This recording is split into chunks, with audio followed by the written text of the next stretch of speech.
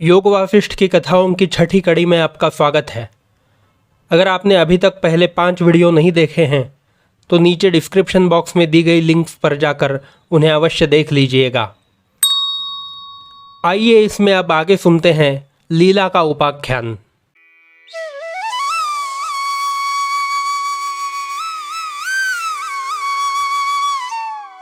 लीला का उपाख्यान योग वासिष्ठ के सर्वश्रेष्ठ और सबसे लंबे उपाख्यानों में से एक है। इसके द्वारा मुनि वशिष्ठ ने रामचंद्र को बहुत सी गूढ़ और विचित्र बातों का उपदेश दिया है। मृत्यु क्या है, मृत्यु के पीछे क्या होता है, सृष्टि के भीतर सृष्टि और उसके भीतर भी सृष्टि, इस प्रकार अनंत सृष्टियों के होने का वृत्तांत, वासना के अनुसार आगामी जीवन का बनना इत्यादि अनेक रहस्यों का इस उपाख्यान में वर्णन है। उपाख्यान बहुत ही बड़ा है और हर एक को यह उपाख्यान योग वासिष्ठ में से मूलतः ही पढ़ना चाहिए, लेकिन दर्शकों की सुविधा के लिए यहाँ पर हम इसका संक्षेप से वर्णन कर रहे हैं। पृथ्वी मंडल पर किसी समय पद्म नाम का एक राजा राज्य करता था। वह बहुत ही योग्य और सर्वगुण संपन्न था। उसके अनुरूप गुणशील वाली उसकी रानी थी, जिसका नाम था लीला। लीला अपने स्वामी में बहुत अनुरक्त थी और कल्पना में भी कभी उससे जुदा होकर रहना नहीं चाहती थी। वह यही चाहती थी कि उसका स्वामी सदा जीवित रहे, कभी उसकी मृत्यु न हो। लीला ने अपने नगर के सर्वोत्तम पंडितों को बुलाकर यह पूछा कि कौन सा ऐसा उपाय है जिससे मनुष्य मृत्यु के मुख में न जाए। विद्वानों ने कहा, हे देवी, ऐसा कोई उपाय नहीं है जिससे संसारी मनुष्य उत्पन्न होकर मरे नहीं। जो उत्पन्न हुआ है वह अवश्य ही नाश को प्राप्त होता है। लीला निराश होकर सरस्वती देवी की उपासना में लग गई। देवी सरस्वती ने प्रसन्न होकर वर मांगने को कहा। लीला ने सरस्वती से यह वर मांगा कि यदि उसके स्वामी की मृत्यु उससे पहले हो जाए तो उनका जीव उसके कमरे में ही रहे, उससे बाहर न जाने पाए।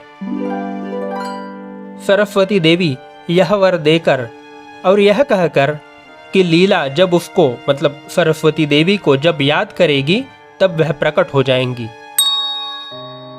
इस प्रकार वर देकर देवी सरस्वती अंतर्धान हो गई। समय आने पर राजा पद्म की मृत्यु हो गई। लीला बहुत ही दुखी और शोकाकुल होकर रोने लगी। एक आकाशवाणी ने उसको बतलाया कि घबराने की जरूरत नहीं है, राजा का जीव उसके कमरे में ही मौजूद है। राजा के शव को यथाविधि उस समय तक सुरक्षित रखने का प्रयत्न करना चाहिए जब तक कि वह उनके प्राण लौटने पर पुनर्जीवित न हो जाए। लीला को यह आकाशवाणी सुनकर बहुत आश्चर्य हुआ। उसने देवी सरस्वती का ध्यान किया और सरस्वती देवी अपने वचन के अनुसार उपस्थित हो गई। लीला ने देवी से पूछा कि उसके स्वामी अब कहाँ है। देवी ने कहा कि वे इसी कमरे में है, किंतु दूसरी सृष्टि में है, जो कि इस सृष्टि से सूक्ष्म है और जो इसके भीतर है। लीला को सरस्वती ने बताया कि एक जगत के भीतर दूसरा जगत और उसके भीतर और एक तीसरा जगत भी होता है। इस प्रकार यह सिलसिला अनंत तक जारी है। एक सृष्टि दूसरी सृष्टि वाले जीवों के लिए शून्य है, लेकिन यदि कोई जीव दूसरी सृष्टि के व्यवहार को देखना चाहे तो इस प्रकार की सिद्धि प्राप्त कर सकता है। लीला यह सुनकर अपने पति को उसकी वर्तमान सृष्टि में देखने को बहुत उत्सुक हो गई। वह देखकर सरस्वती देवी ने उसको वह रीति बताई जिसके द्वारा वह दूसरी और सूक्ष्मतर सृष्टियों में प्रवेश और वहां होने वाले व्यवहारों का निरीक्षण कर सके। तब सरस्वती और लीला दोनों ने उस लोक में प्रवेश किया जिसमें कि पद्म उस समय अपने वासनायुक्त पूर्व कर्मों का भोग कर रहा था। पद्म को मरे हुए इस सृष्टि में कुछ ही क्षण हो गए थे, किंतु जिस सृष्टि में वह उस समय था जबकि लीला और सरस्वती उसको देखती हैं, वहां पर वह एक 16 वर्ष की अवस्था का राजा बना हुआ था और एक विशाल राज्य पर राज्य कर रहा था।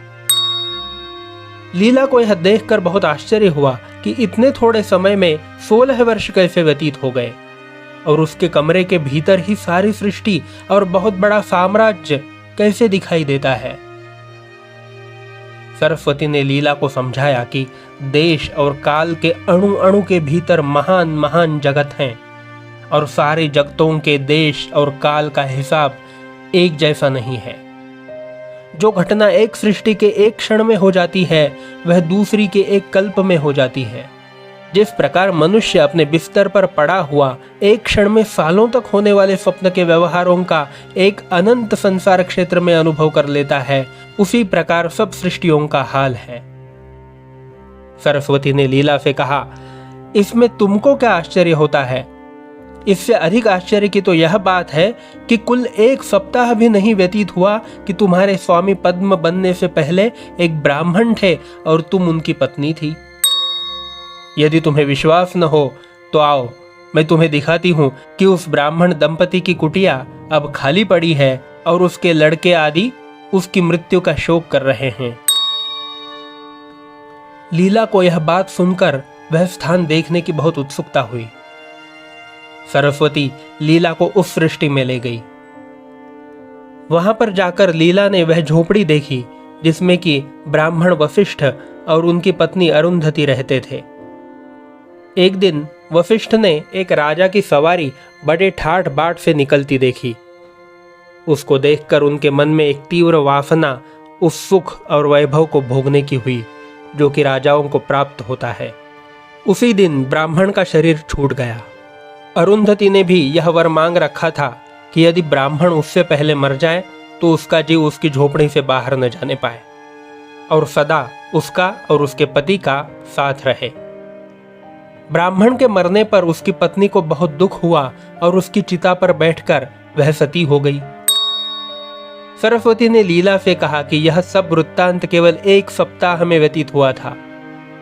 वह ब्राह्मण तुम्हारे पति पद्म के रूप में और ब्राह्मणी तुम्हारे रूप में इस सृष्टि में राज्य का सुख भोगने के लिए उत्पन्न हुए थे। तुम दोनों का जीव उस कुटिया से बाहर नहीं गया था।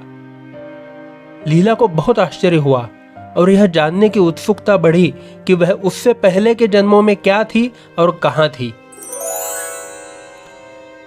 सरस्वती की सहायता से उसको अपने सब पूर्व जन्मों का ज्ञान उदय हो गया।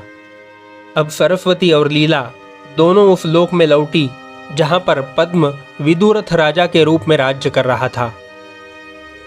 उनको यह देखकर बहुत विस्मय हुआ कि राजा विदुरथ 70 वर्ष की अवस्था के दिखाई पड़ रहे थे। उसकी वर्तमान स्त्री का नाम भी लीला था। क्योंकि वह लीला को बहुत चाहता था इसलिए उसको इस जन्म में भी लीला ही मिली थी। लीला और सरस्वती राजा विदुरथ के एकांतवास के समय उनके सामने प्रकट हुई और उनको उनके पूर्व जन्म के पद्म रूप की याद दिलाई। विदुरथ के चित्त में पद्म होने की वासना उदय हो आई। इसी समय दूसरी लीला ने भी सरस्वती देवी से यह वर मांग लिया था कि अगले जन्म में वह अपने पति की पत्नी बने। कुछ समय के पीछे विदुरथ के राज्य पर बाहर से आक्रमण होने लगे और एक बड़ा संग्राम छिड़ गया। इस संग्राम में राजा विदुरथ मारा गया। उसका जीव जो कि लीला के कमरे से कभी बाहर ही नहीं गया था वहां पर सुरक्षित पड़े हुए शव में प्रविष्ट हो गया और पद्म नामक देह जाग उठा। पद्म ने उठते ही अपनी पुरानी दुनिया का अनुभव किया और अपने सामने दोनों लीलाओं को जिनमें उसकी वासना थी उन दोनों को खड़े हुए पाया।